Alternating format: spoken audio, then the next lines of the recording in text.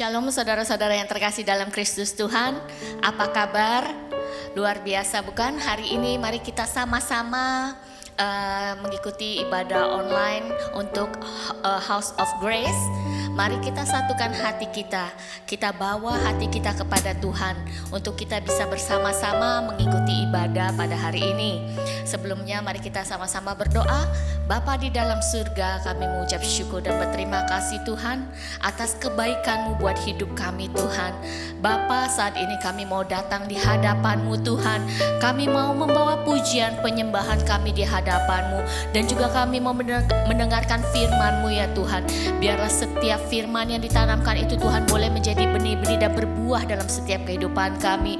Berkati ya Tuhan setiap kami yang melayani dan juga jemaat-jemaat yang sedang mengikuti secara online Tuhan. Buka setiap hati kami. Buat hati kami hanya tertuju pada Engkau Tuhan. Sucikan, kuduskan setiap tubuh jiwa roh kami Tuhan. Sehingga kami layak datang di hadapan Tuhan dengan hati yang dipenuhi dengan kekudusan. Terima kasih Bapa. Kami bersyukur kami ada pada hari ini. Itu semua karena kebaikan Tuhan. Itu semua karena anugerah Tuhan dalam setiap kehidupan kami. Terima kasih Bapa. Di dalam nama Tuhan Yesus Kristus kami percaya. Katakan amin. Mari saudara-saudara, kita datang di hadapan Tuhan. Kita datang dengan hati yang penuh dengan kekudusan. Biar kita ini layak datang di hadapan Tuhan. Amin. Mari kita bawakan lagu ini bersama-sama. Ku datang Tuhan. Ku datang Tuhan dalam hadirat-Mu, berhiaskan kekudusan. Seluruh surga sujud menyembah-Mu. Ku tersungkur dan berseru, ku datang Tuhan. Ku datang Tuhan dalam hadirat-Mu, berhiaskan kekudusan.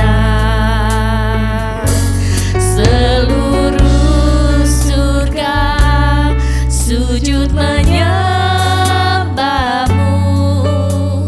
Ku tersungkur dan berseru, kudus, kuduslah, kuduslah Tuhan, Allah semesta alam. Kudus, kuduslah, kuduslah Tuhan, surga bumi menyembah-Mu. Mari saudara-saudara, kita datang di hadapan Tuhan. Dalam hadirat-Mu, berhiaskan kekudusan.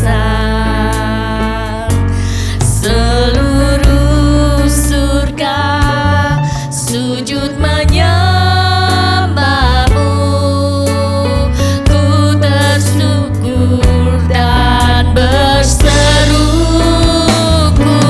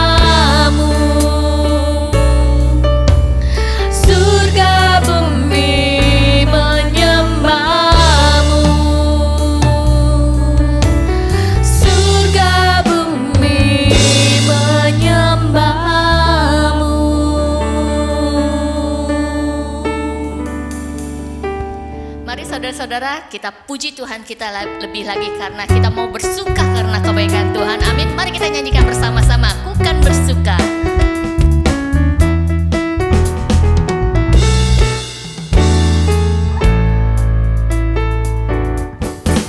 Ku kan bersuka karena kebaikan-Mu. Dalam hadirat Tuhan ku akan bersuka. Ku kan bernyanyi puji kebesaran-Mu, dan hatiku bersuka karena Tuhan. Rahmat-Nya baru bagiku setiap hari, anugerah-Nya limpah bagiku. Oh oh, Dia ganti duka dengan sukacita, dan kain kabungku digantikan tarian. Haleluya, dan hatiku bersuka. Bersuka karena kebaikan-Mu. Dalam hadirat Tuhan ku akan bersuka. Ku kan bernyanyi puji kebesaran-Mu, dan hatiku bersuka karena Tuhan. Rahmat-Nya baru bagiku setiap hari, anugerah-Nya limpah bagiku. Oh oh, Dia ganti duka dengan sukacita,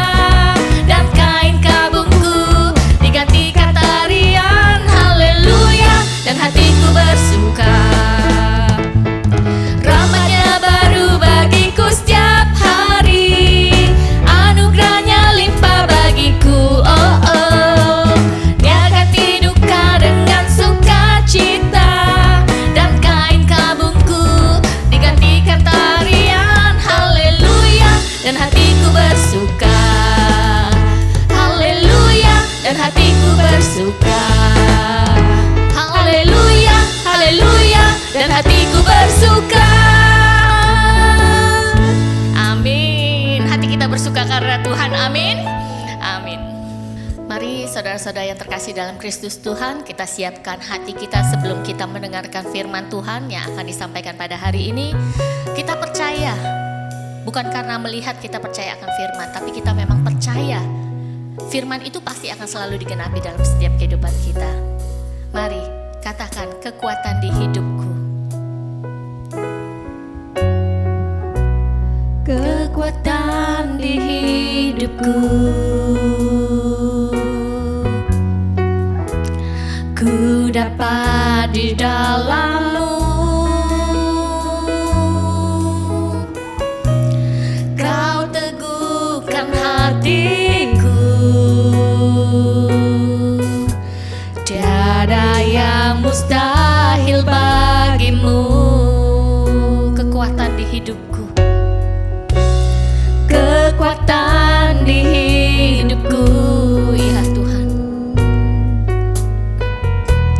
Ku dapat di dalam-Mu. Kau teguhkan hatiku,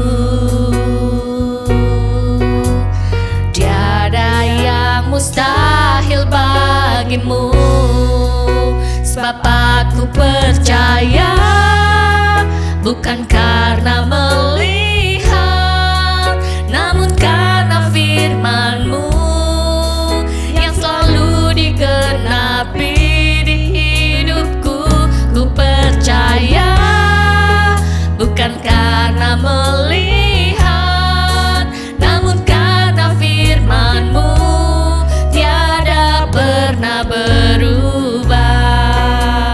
Sebab aku percaya, bukan karena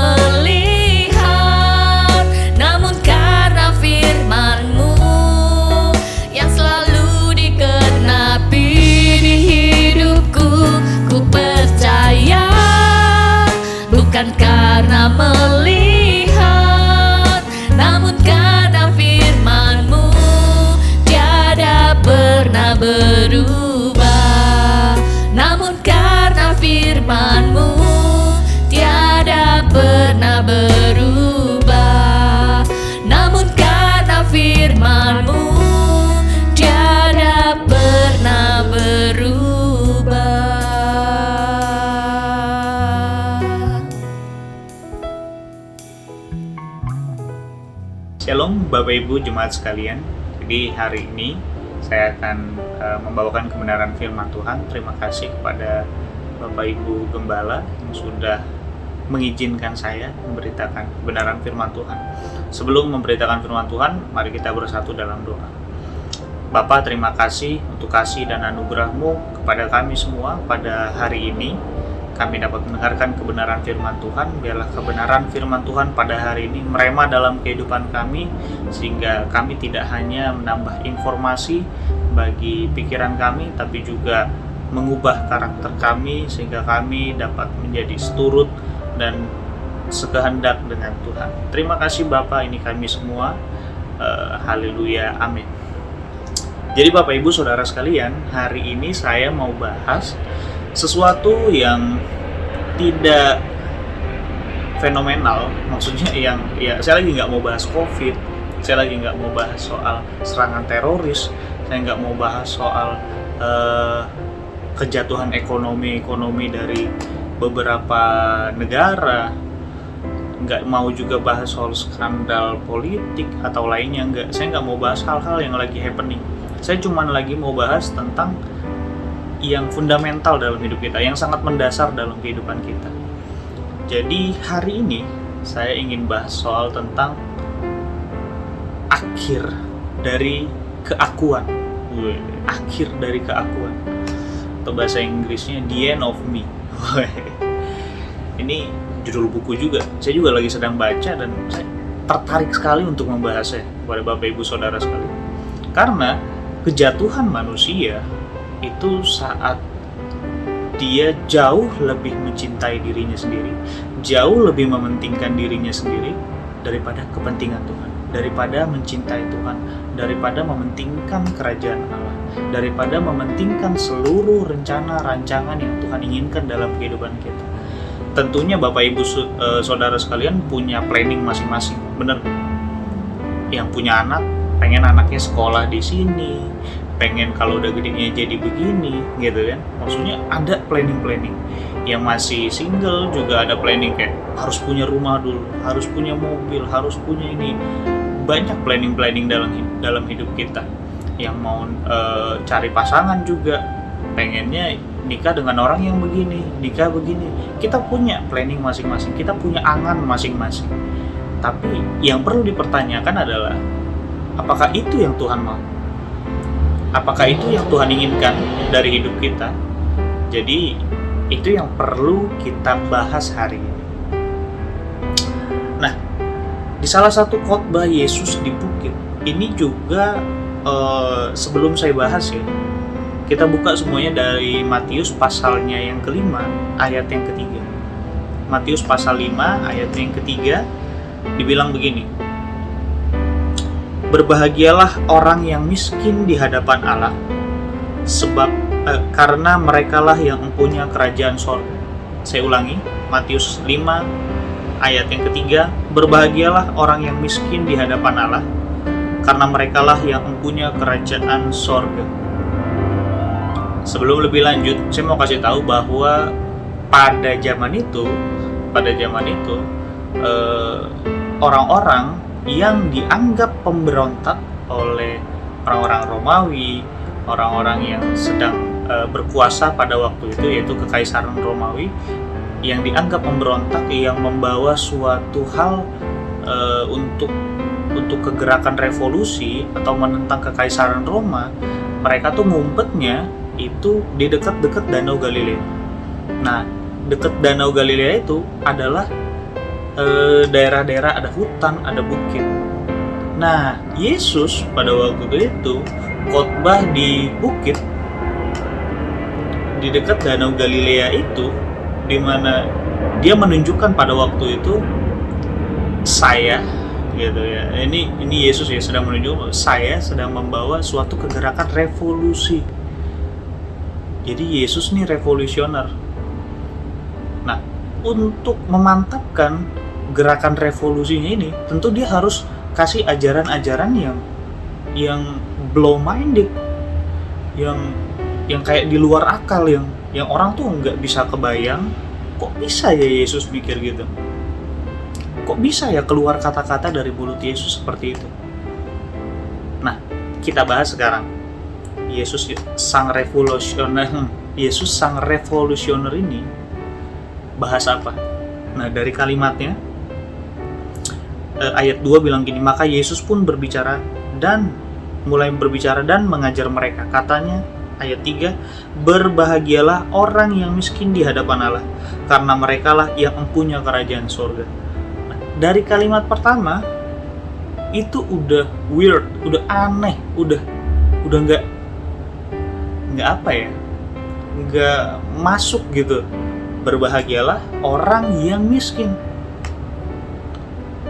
Nah, kalau misalnya saya kasih tahu ya Bapak Ibu, gimana ceritanya orang miskin bisa berbahagia? Gimana orang miskin bisa berbahagia? Contoh saya ketemu orang yang miskin. Wah, kamu miskin ya? Kamu gak punya apa-apa, selamat ya. Terus orang yang miskin itu bilang, wah iya saya berbahagia sekali, saya gak punya apa-apa. Nggak masuk akal sama sekali. Nggak masuk akal sama sekali. Jadi ini revolusi yang dibawa Tuhan itu aneh, yang bahkan orang zaman sekarang pun kadang nggak masuk di pikirannya pengajaran Yesus ini, karena terlalu apa ya, terlalu ekstrim, terlalu apa ya, pokoknya dicerna sama otaknya agak susah, agak sulit gitu. Oke, dari kalimat pertama udah nih, berbahagialah orang yang miskin. Kalau kita bilang kepada orang yang kaya, berbahagialah orang yang kaya, itu wajar, itu udah mainstream gitu, itu seharusnya begitu.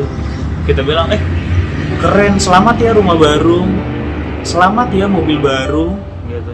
Atau selamat ya naik jabatan, selamat ya. Itu pasti orang yang diselamatin pasti bilang begini, oh iya, terima kasih ya, Tuhan memberkati saya, Tuhan memberikan saya kesehatan, Tuhan sampai sekarang masih menyertai saya. Orang-orang yang baru mendapatkan hal-hal berkat materi, itu omongannya pasti gitu. Pasti omongannya itu, iya saya diberkati Tuhan, iya saya dilindungi Tuhan, saya disertai Tuhan, iya saya dilingkupi Tuhan gitu. Pokoknya wah. Tapi nggak ada orang miskin bilang waktu dia kehilangan, waktu dia nggak bisa makan, dia bilang gini, ya Tuhan sedang berkati saya dengan cara saya tidak bisa makan. Nggak ada tuh orang miskin begitu. Tapi di sini kita jangan berhenti di situ aja, berbahagialah orang yang miskin, enggak. Tapi dari bilang lagi, berbahagialah orang yang miskin di hadapan Allah. Jadi dari sini kita udah bisa ngerti bahwa ini bukan tentang materi, ini bukan tentang rumah, bukan tentang uang, bukan tentang bahkan tentang tahta enggak, tentang jabatan enggak, tentang kekuasaan enggak. Ini berbahagialah orang yang miskin di hadapan Tuhan. Bahkan kata miskin ini kalau kita telaah lebih jauh dari bahasa aslinya, dibilang bangkrut, dibilang yang totally apa yang dia punya tuh disepir, hilang. Jadi dia beneran gak punya apa-apa. Jadi kalau mau dibahasakan gini, berbahagialah orang yang gak punya apa-apa untuk digenggam di hadapan Tuhan. Berbahagialah orang yang gak punya apa-apa untuk dijadikan backingan di hadapan Tuhan. Berbahagialah orang yang ini sederhana. Berbahagialah orang yang selalu berserah di hadapan Tuhan, karena dia gak punya apa-apa. Karena dia tahu hanya Tuhan yang punya segala sesuatu dan mampu melakukan segala sesuatu. Jadi ini plot twist gitu ya. Jadi kalau di film tuh ini namanya plot twist gitu.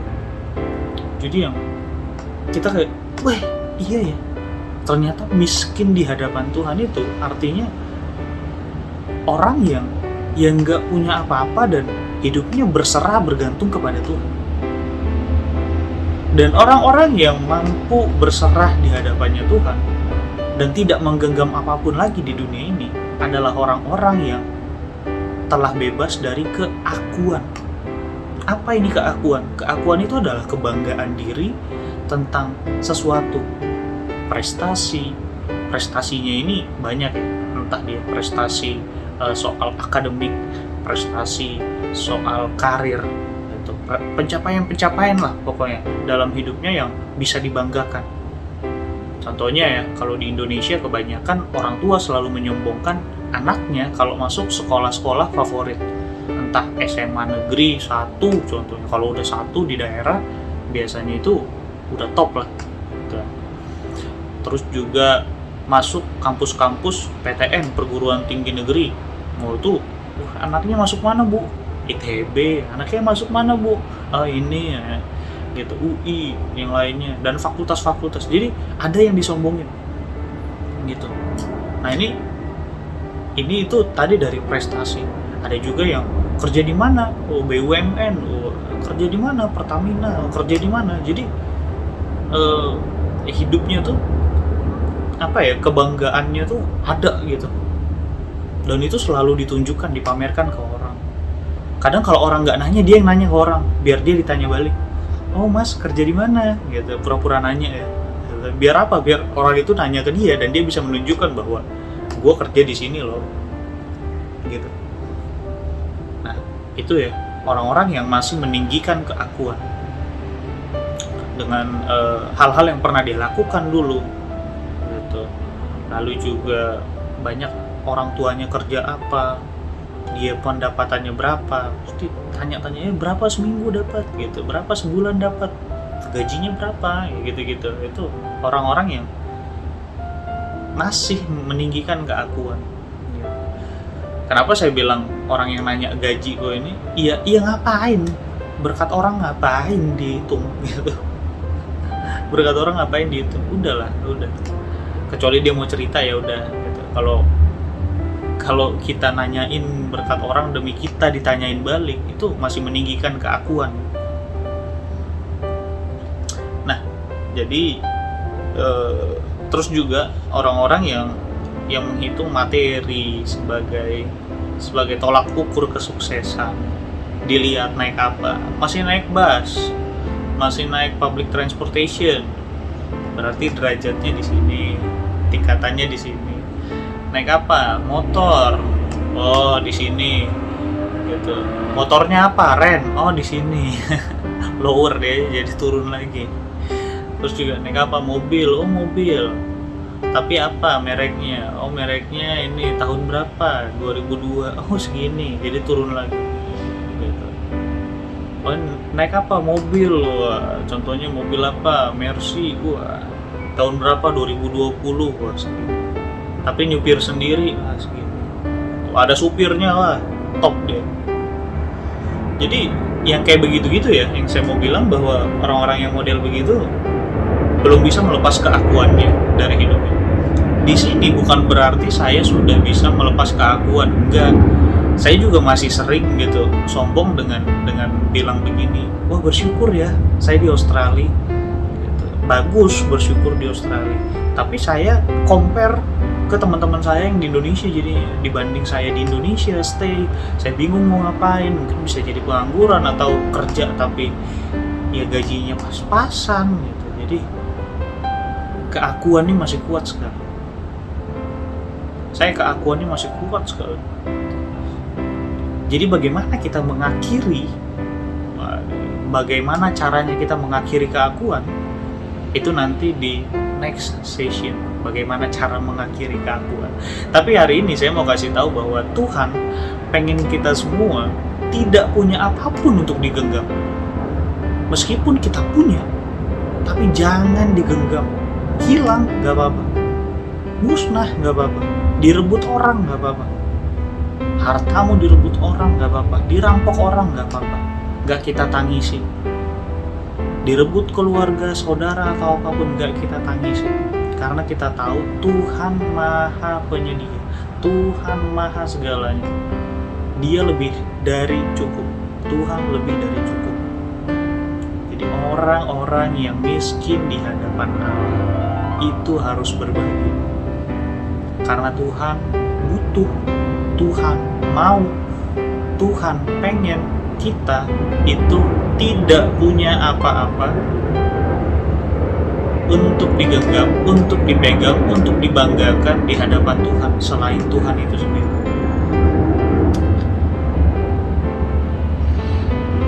terus dibilang karena mereka lah yang mempunyai kerajaan surga. Saya mau kasih tahu kepada Bapak Ibu Saudara sekalian bahwa orang-orang yang nggak punya apa-apa ini untuk digenggam di hadapan Allah, untuk dibanggakan di hadapan Allah, untuk dibawa, dipegang erat-erat dalam sepanjang hidupnya. Orang yang nggak punya itu semua, mereka itu yang punya kerajaan sorga. Yang punya, maksudnya gini, yang punya itu karena mereka sudah dapat rangkulan Tuhan. Karena mereka, saya pakai bahasa rangkulan ini artinya adoption lah ya. Karena Tuhan sudah mengadopsi, gitu. Tuhan sudah mengangkat kita sebagai warga kerajaan sorga.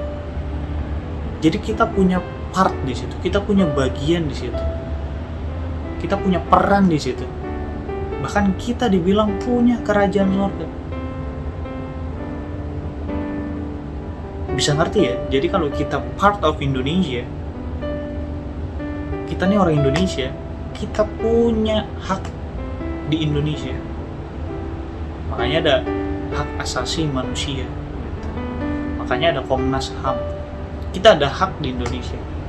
Dan ya entah itu haknya berupa materi atau apa ya, hak-hak kita sebagai orang Indonesia, ya dapat pelayanan apalah gitu ya.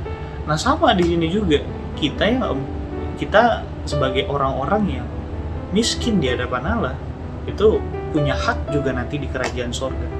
Tapi saya nggak mau bahas terlalu jauh tentang hak-haknya itu, karena nggak itu tujuan kita.